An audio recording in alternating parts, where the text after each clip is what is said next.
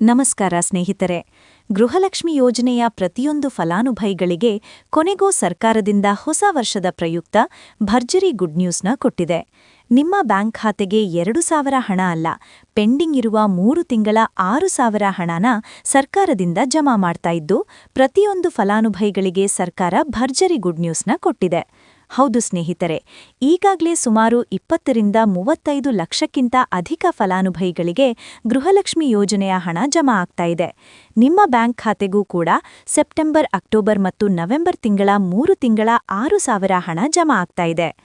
ಇಂದು ಸೋಮವಾರ ಡಿಸೆಂಬರ್ 29ರಂದು ಕರ್ನಾಟಕದ 29 ಜಿಲ್ಲೆಗಳಿಗೆ 4 ಹಂತಗಳಲ್ಲಿ ಪ್ರತಿಯೊಂದು ಜಿಲ್ಲೆಗಳಿಗೂ ಹಂತವಾಗಿ ಈ 6,000 ಹಣ ಬರ್ತಾ ಇದ್ದು, ಬನ್ನಿ ಸ್ನೇಹಿತರೆ, ಸರ್ಕಾರದಿಂದ ಬಂದಿರುವಂತಹ ಒಂದು ಮಾಹಿತಿ ಏನು ಅಂತ ತಿಳ್ಕೊಳ್ಳೋಣ.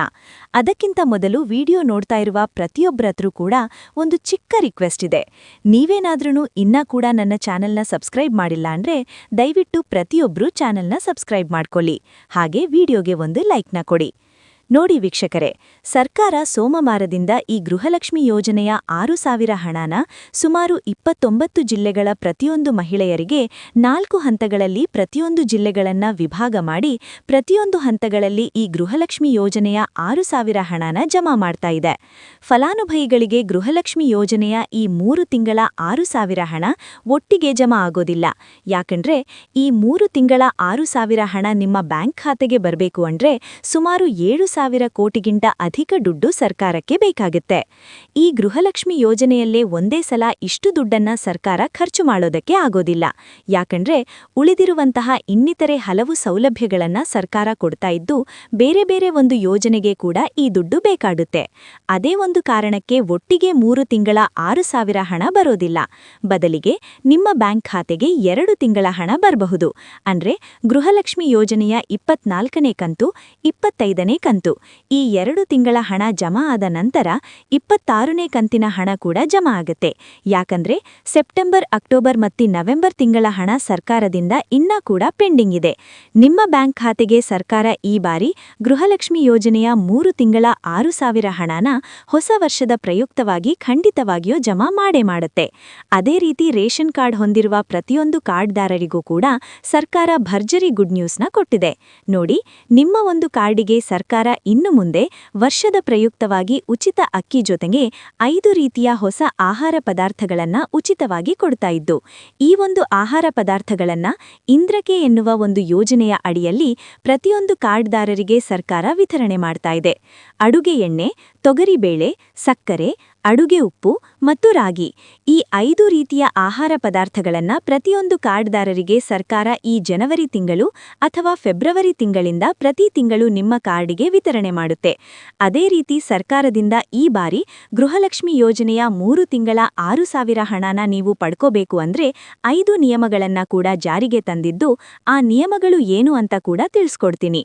ಮತ್ತು ಸರ್ಕಾರದಿಂದ ಇಂದು ಡಿಸೆಂಬರ್ 29 ಸೋಮವಾರದಿಂದ 29 ಜಿಲ್ಲೆಗಳಿಗೆ ಗೃಹಲಕ್ಷ್ಮಿ ಯೋಜನೆಯ ಈ 6,000 ಹಣನ 4 ಹಂತಗಳಲ್ಲಿ ಜಮಾ ಮಾಡಲಿದ್ದು, ಮೊದಲ ಹಂತದಲ್ಲಿ ಯಾವ ಜಿಲ್ಲೆಗಳಿಗೆ ಹಣ ಬರ್ತಾ ಇದೆ ಅಂದ್ರೆ ಬೆಳಗಾವಿ ವಿಭಾಗಕ್ಕೆ ಹಣ ಬರ್ತಾ ಇದ್ದು, ಈ ಒಂದು ವಿಭಾಗದಲ್ಲಿ ಬೆಳಗಾವಿ, ಬಾಗಲಕೋಟೆ, ವಿಜಯಪುರ, ಧಾರವಾಡ, ಗದಗ, ಹಾವೇರಿ, ಉತ್ತರ ಮತ್ತು ಉತ್ತರ ಕನ್ನಡ ಈ ಜಿಲ್ಲೆಗಳಿಗೆ ಮೊದಲ ಹಂತದಲ್ಲಿ ಹಣ ಬರುತ್ತೆ.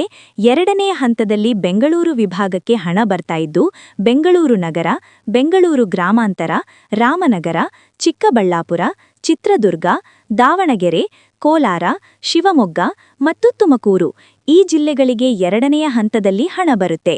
ಮೂರನೆಯ ಹಂತದಲ್ಲಿ ಕಲಬುರಗಿ ವಿಭಾಗಕ್ಕೆ ಹಣ ಬರ್ತಾ ಇದ್ದು, ಬಳ್ಳಾರಿ, ಬೀದರ, ಕಲಬುರಗಿ, ಕೊಪ್ಪಳ, ರಾಯಚೂರು, ಯಾದಗಿರಿ ಮತ್ತು ವಿಜಯನಗರ ಈ ಜಿಲ್ಲೆಗಳಿಗೆ ಮೂರನೆಯ ಹಂತದಲ್ಲಿ ಹಣ ಜಮಾ ಆಗತ್ತೆ. ನಾಲ್ಕನೆಯ ಮತ್ತು ಕೊನೆಯ ಹಂತದಲ್ಲಿ ಮೈಸೂರು ವಿಭಾಗಕ್ಕೆ ಹಣ ಜಮಾ ಆಗಲಿದ್ದು, ಚಾಮರಾಜನಗರ, ಚಿಕ್ಕಮಗಳೂರು, ದಕ್ಷಿಣ ಕನ್ನಡ, ಹಾಸನ, ಕೊಡಗು, ಮಂಡ್ಯ, ಮೈಸೂರು ಮತ್ತು ಉಡುಪಿ ಈ ಜಿಲ್ಲೆಗಳಿಗೆ 4ನೆಯ ಹಂತದಲ್ಲಿ ಹಣ ಬರ್ತಾ ಇದೆ. ನೋಡಿ ಸ್ನೇಹಿತರೆ, ಹೊಸ ವರ್ಷ ಬರುವಷ್ಟರಲ್ಲಿ ಅಥವಾ ಜನವರಿ ತಿಂಗಳ ಮೊದಲ ವಾರದಷ್ಟರಲ್ಲಿ ಪ್ರತಿಯೊಂದು ಫಲಾನುಭವಿಗಳಿಗೆ ಗೃಹಲಕ್ಷ್ಮಿ ಯೋಜನೆಯ 3 ತಿಂಗಳ 6,000 ಹಣ ಬರುತ್ತೆ. ಯಾಕಂದ್ರೆ ಒಂದು ಸಲ ಹಣ ಜಮಾ ಮಾಡಿದ್ರೆ ಸುಮಾರು 10 ಅಥವಾ 15 ದಿನಗಳಲ್ಲಿ ಪ್ರತಿಯೊಂದು ಫಲಾನುಭವಿಗಳ ಬ್ಯಾಂಕ್ ಖಾತೆಗೆ ಈ ಒಂದು ಹಣ ತಲುಪುತ್ತೆ. ನೋಡಿ ವೀಕ್ಷಕರೇ, ಈ ಬಾರಿ ಸುಮಾರು 1,00,000ಕ್ಕಿಂತ ಅಧಿಕ ಫಲಾನುಭವಿಗಳ ಬ್ಯಾಂಕ್ ಖಾತೆಗೆ ಸರ್ಕಾರ ಗೃಹಲಕ್ಷ್ಮಿ ಯೋಜನೆಯ ಹಣನ ಜಮಾ ಮಾಡ್ತಾ ಇಲ್ಲ. ಕಾರಣ ಏನು ಅಂದ್ರೆ, ನಿಮ್ಮ ಬ್ಯಾಂಕ್ ಖಾತೆಗೆ ಡೆಬಿಟ್ ಮೂಲಕ ಹಣ ಜಮಾ ಮಾಡುವಂತಹ ಸಂದರ್ಭದಲ್ಲಿ ಸರ್ಕಾರ ಸಾಕಷ್ಟು ಫಲಾನುಭವಿಗಳ ಒಂದು ಬ್ಯಾಂಕ್ ಖಾತೆಗೆ ಹಣ ಜಮಾ ಮಾಡೋದನ್ನ ಕ್ಯಾನ್ಸಲ್ ಮಾಡಿದೆ. ಯಾಕಂದ್ರೆ ಇತ್ತೀಚೆಗೆ ಹಣಕಾಸು ಇಲಾಖೆ ಜಾರಿಗೆ ತಂದಿರುವ 5 ನಿಯಮಗಳ ಆಧಾರದ ಮೇಲೆ ಪ್ರತಿಯೊಂದು ಫಲಾನುಭವಿಗರಿಗೆ ಸರ್ಕಾರ ಈ ಒಂದು ಹಣನ ಜಮಾ ಮಾಡ್ತಾ ಇದೆ. ಯಾರೆಲ್ಲ ಫಲಾನುಭವಿಗಳು ಈ ನಿಯಮಗಳನ್ನ ಪಾಲಿಸಿಲ್ಲ, ನಿಮ್ಮ ಬ್ಯಾಂಕ್ ಖಾತೆಗೂ ಕೂಡ ಹಣ ಜಮಾ ಆಗೋದಿಲ್ಲ. ಹಾಗಾದ್ರೆ ಬನ್ನಿ ಸ್ನೇಹಿತರೆ, ಸರ್ಕಾರ ಜಾರಿಗೆ ತಂದಿರುವ ಆ 5 ಹೊಸ ನಿಯಮಗಳು ಏನು ಅಂತ ನಾನು ನಿಮಗೆ ತಿಳಿಸ್ಕೊಡ್ತಾ ಇದ್ದೀನಿ.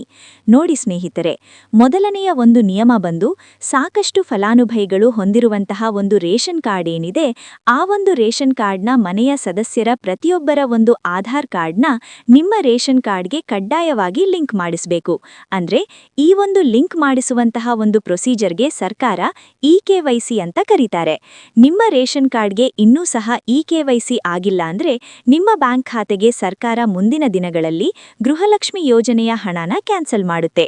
ಅದೇ ರೀತಿ ಎರಡನೆಯ ಒಂದು ನಿಯಮ ಬಂದು, ಸಾಕಷ್ಟು ಫಲಾನುಭವಿಗಳು ಕಳೆದ 3 ತಿಂಗಳಿಂದ ಸರ್ಕಾರದಿಂದ ಬರ್ತಾ ಇರುವಂತಹ ಒಂದು ರೇಷನ್ ಏನಿದೆ, ಅಂದ್ರೆ ಉಚಿತ ಅಕ್ಕಿ ಏನಿದೆ, ಈ ಒಂದು ರೇಷನ್ನ ಪಡ್ಕೋತಾ ಇಲ್ಲ.